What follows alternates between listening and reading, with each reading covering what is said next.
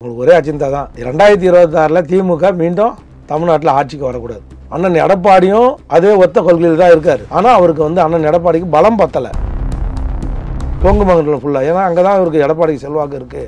அந்த செல்வாக்கு உடைக்கணும்னு நினச்சி செந்தில் பாலாஜி, முத்துசாமி அண்ணன் இவங்கெல்லாம் மூலிமா கரெக்டாக அதை அவங்க திமுக தன்னுடைய வீக்கர் செக்ஷனை அவர் இடைக்காலமாக தான் அவரை அதிமுக இருந்தார். அந்த இடைக்காலத்தில் நல்லா உருட்டினார்னு சொல்லலாம். நல்லா ஆட்சி பண்ணார்னு நம்ம சொல்ல முடியாது. நல்லா உருட்டி எல்லாரும் சட்டமன்ற உறுப்பினர்கள்லாம் தேவையானதை பூர்த்தி பண்ணி பண்ணாரே தவிர தொண்டர்களை கைவிட்டுட்டார். தொண்டர்களை யாருமே வசதி வாய்ப்பு உருவாக்கி தரல. இந்த திராவிட முன்னேற்ற கழக ஆட்சியிலையும் அதே பிரச்சனை தான். தலைவருங்க சம்பாதிக்கிறாங்க, தலைமை சம்பாதிக்குது, ஆனால் தொண்டர்கள் அதிருப்தியில் இருக்காங்க. எடப்பாடி முதல்வர், விஜய் துணை முதல்வர், அவங்க என்ன சொல்கிறாங்க, இவரு நாங்கள் முதல்வர் நீ துணை முதல்வர்ன்ற மாதிரி கண்ணு கட்டின தூரம் எனக்கு திமுக எதிரி, திமுக சொல்லி எதிரியே இல்லைன்னு சொன்னாங்க. அப்படிப்பட்ட இயக்கத்தை கொண்டு வந்தவங்களுக்கு எதிராக இன்றைக்கி 19% வாக்குகளும் 14% வாக்குகளும் இன்றைக்கி இடைத்தேர்தலில் போட்டியிட முடியாத அளவுக்கு இந்த இயக்கம் படுதோல்வி சந்திச்சிடணும் பயந்து போய் ஒதுங்கி போயிடுறேன். நீங்கள் இப்படியே விட்டிங்கன்னா 2026ல் அனைத்து இந்திய அண்ணா திராவிட முன்னேற்ற கழகம் அண்ணன் டிடிவி சார் சொல்கிற மாதிரி காணாமல் போய்விடும்.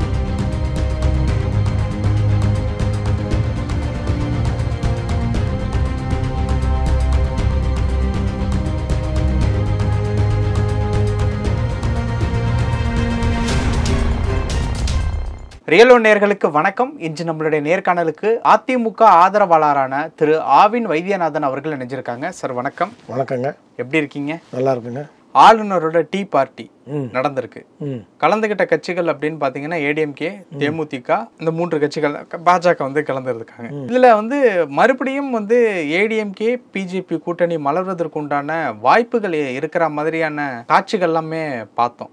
இந்த பக்கம் ஜெயக்குமார் அவர்களும் ஹெச் ராஜா அவர்களும் பேசுறது, நடுவில் அண்ணாமலை அவர்கள் வணக்கம் சொல்றது, ரொம்ப ஒரு கலகலப்பான ஒரு மீட்டிங்கா தான் இருந்துச்சு. ஸோ எதற்காவது வாய்ப்பு இருக்கா? இல்லை சார், மத்திய அரசு, பிஜேபி அரசு, திமுகவோட அவங்களுக்கு ஒரே அஜெண்டா தான் 2026ல் திமுக மீண்டும் தமிழ்நாட்டில் ஆட்சிக்கு வரக்கூடாது. சென்ட்ரல் கவர்மெண்ட் நினைக்கிறாங்க, மத்திய பிஜேபி அரசு நினைக்குது. அண்ணன் எடப்பாடியும் அதே ஒத்த கொள்கையில் தான் இருக்காரு. ஆனால் அவருக்கு அண்ணன் எடப்பாடிக்கு பலம் பத்தலை. பலம் பத்தும்போது பலம் பிரிஞ்சு கிடக்குது. அதனால அவர் என்ன சொல்றாரு, ரொம்ப தூரம் நாங்கள் ஓடி வந்துட்டோம் பிஜேபிக்கு எதிராக, திரும்ப ஓடி வரணும்னா ஏதோ ஒரு சின்ன மாற்றத்தை பண்ணுங்க. என்ன அந்த மாற்றம், அவங்க எதிர்பார்க்குற மாற்றம் என்னன்றது எனக்கு தெரியும். என்ன மாற்றம்? அண்ணாமலையே நீங்கள் மத்திய மந்திரி கூட ஆக்குங்க, பிரச்சனை இல்லை. ஆனால் இங்கே பிஜேபி தலைவர்லேருந்து அவர் எடுத்துட்டு நீங்கள் நயினார் நாகேந்திரனா, தமிழிசையும் இல்லை ஹெச் ராஜா, நீங்கள் யாரை வேணாலும் போடுங்க. அதெல்லாம் அவங்களோட ஃபர்ஸ்ட் ப்ரையாரிட்டி யாருன்னா நயினார் நாகேந்திரன் இருந்தால், ஏன்னா ஏற்கனவே ஃப்ரெண்ட்லியாக எல்லாரும் ஒரே அமைச்சரவையில் இருந்தவங்க. அதனால் அவர் இருந்தால் சுமூகமாக இருக்கணும் தான். நேற்று அனைத்து உலக எம்ஜிஆர் மன்ற ஃபங்க்ஷன் திருநெல்வேலியில் நடந்தது. சைதை துரைசாமி தலைமை தாங்கினார். அதில் அண்ணன் நயினார் நாகேந்திரன் கலந்துட்டார். 37 ஆண்டு காலம் பொன்மனச்செம்மல் புரட்சி தலைவரோட நினைவு பிறந்தநாள் விழா கூட்டத்தில் அவரும் கலந்துட்டார், நயினார் நாகேந்திரனும் கலந்துட்டாங்க. என்னன்னா இப்போ நெருங்கி வராங்க ஒருத்தர். என்னன்னா அண்ணன் எடப்பாடிக்கு வைக்கிற வேண்டுகோள் இதே தான். நம்ம தனி மனிதன் ஜெயிக்கிறத விட இந்த இயக்கம் வெற்றி பெற வேண்டும். மீண்டும் திராவிட முன்னேற்ற கழகம் ஆட்சி கட்டிலேருந்து இறக்கணும்னா எல்லாரும் ஒற்றுமையாக இருந்தால் தான் அவங்க கூட்டணி இன்டெக்டடாக பலமாக இருக்குது. திராவிட முன்னேற்ற கழகம் நம்ம கையில் இருக்கிற கூட்டணிங்க பிரிஞ்சு 4 மணி பேருந்து டெய்லி ஒன்று போயிட்டுருக்கு. அதனால் தன் சுயநலம் கருதாமல் ஒரே இலக்கு, எப்படி திராவிட முன்னேற்ற கழகம் மத்தியில் பிஜேபி ஆட்சி யார் வரணுன்றதை விட யார் வரக்கூடாது என்று அழுத்தமாக போராடினாங்க. ஒரு 230 240 பாராளுமன்ற உறுப்பினர் கையில் ஜெயிச்சாங்க. இதுக்கு முன்னாடி 100 தாண்ட முடியல. இப்போது 200 சில்லரை வந்துட்டாங்க. அதே மாதிரி தான் நானும் அதே தாரக மந்திரத்தை தான் நானும் சொல்கிறேன். யார்கிட்ட, அண்ணன் எடப்பாடிக்கு பிஜேபிக்கும் வைக்கிற வேண்டுகோள் என்னன்னா, அவர் அண்ணாமலையார் மாற்றணும்னு நினைக்கிறீங்களா, மாற்றுங்க. அவருக்கு எல்லா தகுதியும் இருக்குது. ஏடிஎம்கேல இருக்கிற பட்டி தொட்டியில் இருக்கிற எல்லா கடைக்கோடி தொண்டன் வரைக்கும் அவருக்கு தெரியும். அவரே அவை தலைவராக போடுங்க. இந்த 2026 வரைக்கும் எலெக்ஷன் வரைக்கும் போடுங்க. போட்டு அவர் எலெக்ஷன் அவர் தலைமையில் கண்டெஸ்ட் பண்ணுறது தப்பு என்ன இருக்குது? இணக்கமாக போகிறதுக்கு அவங்களும் ரொம்ப தூரம் ஓடிட்டாங்களே. அண்ணாமலையும் நிறைய பெரியாரை பற்றி பேசிட்டாரு, சீமா என்னென்ன பேசினாரோ அது அனைத்தையும் அண்ணாமலையும் பேசிட்டாரு. அம்மாவை பற்றி பேசிட்டாரு, பெரிய அண்ணாதுரை பற்றி பேசிட்டாரு. இனிமேல் திரும்ப அவ்வளோ தூரம் போனதுக்கப்புறம் அதை ஏன் ஒரு கான்ட்ரவர்ஷியலாக 2 பேருமே ஒத்து அவருக்கு ஒரு மத்திய மந்திரி கொடுத்து அவர் நிறைய உழைச்சிருக்காரு பிஜேபியில். அண்ணாமலை தமிழ்நாட்டில் இன்றைக்கி பிஜேபின்னு இன்றைக்கி நம்மளாம் பேசுகிறோம்னா அதுக்கு அண்ணாமலை ஒரு காரணம். அவர் உழைப்புக்கு மரியாதை கொடுத்து ஒரு ஸ்டேட்டுக்கு கவர்னராகவோ இல்லை மத்திய இணை மந்திரியாவோ ஏதோ ஒரு போர்ட்போலியோ அவர் கொடுங்க. இந்த பக்கம் பார்க்கும்போது 2026 சட்டமன்ற தேர்தலில் டிஎம்கே வந்து புதுசாக ஒரு தேர்தல் வியூக வகுப்பாளர் Robin Sharma, show time consulting நிறுவனத்தில் ஒர்க் பண்ணிட்டு இருக்கக்கூடிய ராபின் சர்மாவை வந்து 26 தேர்தலில் வந்து நியமிச்சிருக்கதாகவும் அவர் தான் தேர்தல் வியூக வடிவமைப்பாளராக இருக்க போறதாகவும் தகவல்லாம் வந்திருக்கு. அதாவது அவர் நியமிச்சிருந்தாங்கன்னா அவர் வந்து இது பக்கத்து ஸ்டேட்டு சீமாந்திரா சந்திரபாபு நாயுடுக்கு அவர் வெற்றி வகுப்பாளராக இருந்திருக்காரு. பக்கத்து ஸ்டேட்ல இருந்ததுனால அவங்க நியமிச்சிருப்பாங்க. அது இல்லாம இப்ப திமுக கூட்டணியில சில இந்த மாதிரி இல்ல கம்யூனிஸ்ட் என்னோட கேள்வி இல்ல சின்ன கட்சிகள் வந்து நம்ம கட்டுப்பாட்டுக்குள்ள இருக்கணும் அப்படிங்கறதுக்காக இந்த முயற்சியா இல்ல இந்த பக்கம் அதாவது கூட்டணியே இல்லாம இருக்காங்க இந்த முயற்சியா இல்ல கூட்டணியே இல்லாம இருந்தா கூட அண்ணா திமுக திராவிட முன்னேற்ற கழகம் வெற்றி பெறத்துக்கு தான் இவங்க கூட ஏற்கனவே அவங்க கையில வந்து அவருடைய மாப்பிள்ளை அண்ணன் சபரீசன் தானே அவர் வந்து மாப்பிள்ளை வந்து பெண் என்ற பெரிய அமைப்பை வச்சிருக்காரு. அந்த டீம்ல இருந்து கொஞ்சம் பேர் எடுத்து பிரசாந்த் கிஷோர் டீம்ல இவர் மாப்பிள்ளை சபரீசன் அவர் வந்து பெண் அமைப்பு வச்சிருக்காரு. இதே மாதிரி ஒரு அமைப்பு தான். சாம்பிள்லாம் எடுக்கிறாங்க, அப்பப்போ அப்டேட் பண்றாங்க எங்கெங்க வீக்கா இருக்குதுன்றதை. அவங்க இப்போ எவ்ரி மந்த் ரிப்போர்ட் கொடுக்குறாங்க. சிஎம்க்கு உளவுத்துறை கொடுக்குதோ இல்லையோ அவங்க எவ்ரி மந்த் பெண் அமைப்பு வந்து எந்தெந்த வீக்கர் செக்ஷன் இப்போ ஈரோடு கோயம்புத்தூர் வீக்காக இருந்தது, இப்போ அதை சரி பண்ணிட்டாங்க அவங்க. இப்போ தமிழ்நாட்டிலே அதிகமாக வீக்கர் செக்ஷன் இல்லாத இடம் எதுனா இப்போ நம்பர் 1 போய் திமுக வந்து கோயம்புத்தூர், கோவை, கொங்கு மண்டலம் வந்து இப்போ கை கொடுக்க ஆரம்பிச்சிருக்கு. அங்கே திமுக வீக்காக இருந்தது. இதை வந்து பெண் அமைப்பு வந்து எவ்ரி மந்த் ஒரு சர்வே எடுத்து கரெக்ட் பண்ணி நிறைய நிகழ்ச்சி திமுகவோட நிகழ்ச்சி எங்கே நடக்குதுன்னா இப்போ கோவை, ஈரோடு இப்படி தான் நடக்குது. பார்த்துருப்பீங்க கொங்கு சைடு கொங்கு மண்டலம் ஃபுல்லாக. ஏன்னா அங்கே தான் அவருக்கு எடப்பாடிக்கு செல்வாக்கு இருக்குது. அந்த செல்வாக்கு உடைக்கணும்னு நினச்சி செந்தில் பாலாஜி, முத்துசாமி அண்ணன் இவங்கெல்லாம் மூலிமா கரெக்டாக அதை அவங்க திமுக வந்து தன்னுடைய வீக்கர் செக்ஷனை கரெக்ட் பண்ணிட்டு இருக்காங்க.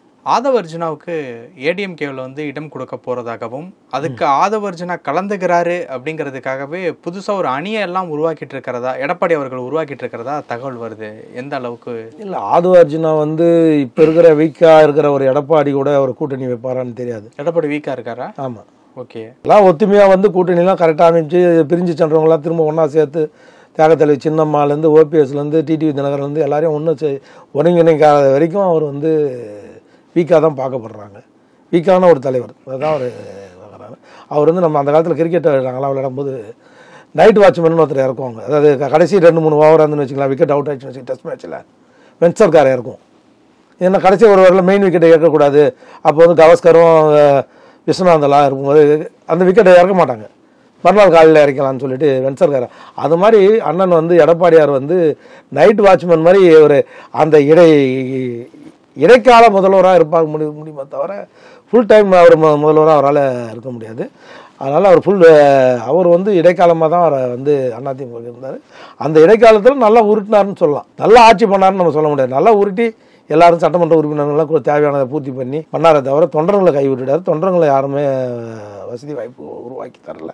அப்போ இருந்த சட்டமன்ற உறுப்பினர்கள் மந்திரிங்க நல்லா சம்பாதிச்சாங்க. 2017 2021 வரைக்கும் கீழக்கிற தொண்டர்கள் வந்து சந்தோஷமா இல்லை அவரோட ஆட்சியில். இப்போ திராவிட முன்னேற்ற கழக ஆட்சியிலையும் அதே பிரச்சனை தான். தலைவருங்க சம்பாதிக்கிறாங்க, தலைமை சம்பாதிக்குது, ஆனால் தொண்டர்கள் வந்து அதிருப்தியில் இருக்காங்க. இப்போ ஆதவ அர்ஜுனாவுக்கு அந்த பதவி, ஆதவ அர்ஜுனாவுக்கு வந்து அவர் வந்து 2 இடத்துலையும் மூவ் பண்ணிட்டு இருக்காரு. சைமன் டென்னிஸ் யார் நடிகர் விஜய் சார்கிட்டையும் மூவ் பண்ணுறாரு, திருமாவளவன் சார்கிட்ட வந்ததுக்கப்புறம் விஜய்கிட்டையும் ஈக்குவலாக மூவ் பண்ணுறாரு. அதிமுகலையும் ட்ரை பண்ணுறாங்க. அவர் விஜய் பக்கம் போவாரா இல்லை அதிமுக பக்கம் போவாரா இல்லை இல்லை இல்லை விஜய் வந்து கூட்டணியில் சேர்த்தா யார் முதல்வர்? எடப்பாடி முதல்வரா, விஜய் முதல்வரா, இல்லை எடப்பாடி முதல்வர் விஜய் துணை முதல்வரா ஆந்திரா மாதிரி கொண்டு வர போனாங்களா என்று இன்னும் அசைன்மெண்ட்டே ரெடி ஆகலை. அதுக்கான முயற்சிகள் போயிட்டு இருக்கு 2 பக்கமே. ஓகே, அதாவது எடப்பாடி முதல்வர், விஜய் துணை முதல்வர். அவங்க என்ன சொல்றாங்க, இவரு நாங்கள் முதல்வர் நீ துணை முதல்வர்ன்ற மாதிரி. அந்த கட்டத்தில் ஏடிஎம்கே இருக்கா? ஏடிஎம்கே வீக்கா இருக்கிறது. இல்லை, அதான் துணை முதலமைச்சர் பதவியை நான் வாங்கிக்கிறேன் அப்படின்னு சொல்லி ஒன்றுமே இல்லாமல் எதிர்கட்சி தலைவராக இருக்கிறதுக்கு துணை முதலமைச்சர் வாங்கிக்கிறது எடப்பாடி எல்லாம் கூச்ச நாசமே பட மாட்டார். அவர் அதெல்லாம் அவருக்கு தேவை ஓபிஎஸ் வரக்கூடாது, சசிகலா அம்மா வரக்கூடாது, டிடிவி தினகரன் வரக்கூடாதுன்னு தான் நினைக்கிறாரே தவிர கட்சி வீக்காக இருக்கிறத பற்றி அவர் கவலையே படல. கட்சி வீக்காக இருக்கிறதுனால தானே இன்னைக்கு இடைத்தேர்தலில் இப்படி இவ்வளோ கேள்வி கேட்குறீங்க. கொங்கு மண்டலத்தில் நடக்கிற இடைத்தேர்தலே திரும்ப நீங்கள் நிற்க மாட்டேங்க. இவரோட பக்கத்து எடப்பாடியோட பக்கத்து தொகுதி தானே ஈரோடு கிழக்கு தொகுதி, அந்த தொகுதியில் இவர் நிற்க மாட்டார். கொங்கு மண்டலத்தை பை எலெக்ஷன் பைகாட் பண்ணுறீங்கன்னா அப்புறம் நீங்கள் எப்படி வெற்றி பெறுவீங்க? அது 2024 இவங்க தான் ஆளுங்கட்சியாக இருப்பாங்க. ஆனால் 2026 நீங்கள் இதே மாதிரி பைகாட் பண்ணிடுவீங்களா? இந்த பக்கம் வந்து சுனில் கனுக்கூலு வந்து ஏடிஎம்கே பக்கம் வந்து தேர்தல் வீக வகுப்பாளராக இருந்தார். இப்போ அது எந்த நிலைமையில இருக்கு? 26 சுனில் வந்து ஏற்கனவே பாராளுமன்ற தேர்தலில் காங்கிரஸ் வந்து உடச்சி அதிமுகவோட கூட்டணி வைக்கிறதுக்கு முயற்சி பண்ணார் அவர். அது ராகுல் காந்திஜி வந்து அதை ஒத்துக்கல. திராவிட முன்னேற்ற கழகத்தை பற்றி உடைக்கிறதுன்றது என்னுடைய சகோதரர் ஸ்டாலின் அப்படின்றதுல தெளிவாக இருந்துட்டாங்க. அது சுனிலோட முயற்சி வந்து படுதோல்வி அடைஞ்சிச்சு. இது இவங்களெல்லாம் கைட்டி விட சொல்லி தப்பான ஒரு ஆலோசனை கொடுத்ததே சுனில் தான். யாரை? ஓபிஎஸ்ஸை நீங்கள் பெரிய தலைவர் ஒற்றை தலைமை இந்த ஆலோசனைலாம் கொடுத்தது யாரான்னா சுனில் தான். அதனால தான் இப்போ சுனிலை கைட்டி விட்டுட்டு இவங்க பிரசாந்த் கிஷோரோட டீலிங் பேசிட்டு இருக்காங்க. 300 கோடி 350 கோடி பார்கெனிங் போயிட்டு இருக்குது. ஒத்துமையாக இருந்தால் நம்ம 2 கோடி தொண்டர்கள் இருக்கிற ஒரு இயக்கம் ஒத்துமையாக இல்லாதனால தொண்டர்கள் சோறு அடைஞ்சிருக்காங்க. அண்ணன் எடப்பாடிகிட்ட 90% கூட இருந்துட்டு போட்டோம். ஆனால் 10% இது இல்லாமல் அவரால் ஜெயிக்க முடியாது. 10% ஓபிஎஸ் சின்னம்மா டிடிவிட்டு ஆட்டோமேட்டிக்காக இருக்கா இல்லையா? அந்த வாக்கு வங்கி இல்லாமல் அதிமுக வெற்றி பெறுறது வந்து ரொம்ப கஷ்டம். அதனால் இதை சமரசமாக இருக்கிறது நம்ம வெற்றி. அது முதல்ல வெற்றி பெறட்டும். அதுக்கப்புறம் யார் முதலமைச்சர், யார் துணை முதலமைச்சர், யார் பொதுச்செயலாளர்ன்றதெல்லாம் அப்புறம் பார்த்துக்கலாம். திமுக சொன்ன அதே டயலாக் தான் திருப்பி அவங்களுக்கு சொல்கிறோம். யார் யார் வரக்கூடாதுன்றதான் முக்கியமாக தவிர யார் வரணுன்றதை விட யார் வரக்கூடாது. மீண்டும் திராவிட முன்னேற்ற கழக ஆட்சி 2026 வரக்கூடாதுன்னு நீங்கள் முடிவு எடுத்தீங்கன்னா இந்த இதெல்லாம் காம்ப்ரமைஸ் பண்ணி தான் ஆகணும். யார் வேணாலும் வாங்கன்னு சொல்லுங்கள், என் தலைமை ஏற்றுன்னு வாங்குறோன்னு சொல்லுங்கள், தப்பு இல்லை. அண்ணன் எடப்பாடியாருக்கு சொல்கிறேன். வேணும் சின்னம்மா வரட்டும், பெரியம்மா வரட்டும், அண்ணன் பெரிய அண்ணன் ஓபிஎஸ் வரட்டும், தம்பி டிடிவி வரட்டும்னு கூட சொல்லுங்கள். ஆனால் ஒரே ஒரு குறிக்கோள் சொல்லுங்கள், என்னுடைய தலைமை பொதுச்செயலாளர் நான் தான், இதை ஏற்றுக்கிறவங்க என்னை வந்து என்னன்னு சொல்லணும். இவங்க எல்லாருமே தியாகத்தளி சின்னமான சொல்லணும், நான் தான் பொதுச்செயலாளர் என்ன ஏற்றுக்கிறோம் நீங்கள் வாங்க. இவன் அண்ணன் ஒருங்கிணைப்பாளர் ஓபிஎஸ் தான் எல்லா தியாகத்தையும் பண்ண தயாராகிறன்றாரு. புரியுதுங்களா? எல்லாம் இப்படி சொல்கிறீங்களே தவிர யாருமே இறங்கி வர மாட்டீங்க. தொண்டனுங்க வந்து ரொம்ப வெக்ஸ் ஆகி போயிருக்காங்க. இந்த 4 பேர் மேலுமே தொண்டனுங்க வந்து ஒரு விதத்தில் வந்து இவங்க வந்து பொன்மனச்செம்மல் புரட்சி தலைவியும் சரி, எனக்கு அப்புறம் 100 ஆண்டு காலம் இந்த இயக்கம் வந்து வெற்றி நடை போடும் அப்படின்னு சட்டமன்றத்தில் சொன்னாங்க. கண்ணு கட்டின தூரம் எனக்கு திமுக சொல்லி எதிரியே இல்லைன்னு சொன்னாங்க. அப்படிப்பட்ட இயக்கத்தை கொண்டு வந்தவங்களுக்கு எதிராக இன்றைக்கி வந்து 19% வாக்குகளும் 14% வாக்குகளும் இன்றைக்கி இடைத்தேர்தலில் போட்டியிட முடியாத அளவுக்கு இந்த இயக்கம் படுதோல்வி சந்திச்சிடணும், பயந்து போய் ஒதுங்கி போயிட இதை தடுத்து நிறுத்தணும்னு சொல்லி அண்ணன் எடப்பாடிக்கு வேண்டுகோளாக வைக்கிறோம். நீங்கள் இப்படியே விட்டீங்கன்னா 2026 அனைத்து இந்திய அண்ணா திராவிட முன்னேற்ற கழகம் அண்ணன் டிடிவி சார் சொல்கிற மாதிரி காணாமல் போய்விடும். நிறைய விஷயங்கள் சொன்னீங்க. நேரத்துக்கு ரொம்ப நன்றி.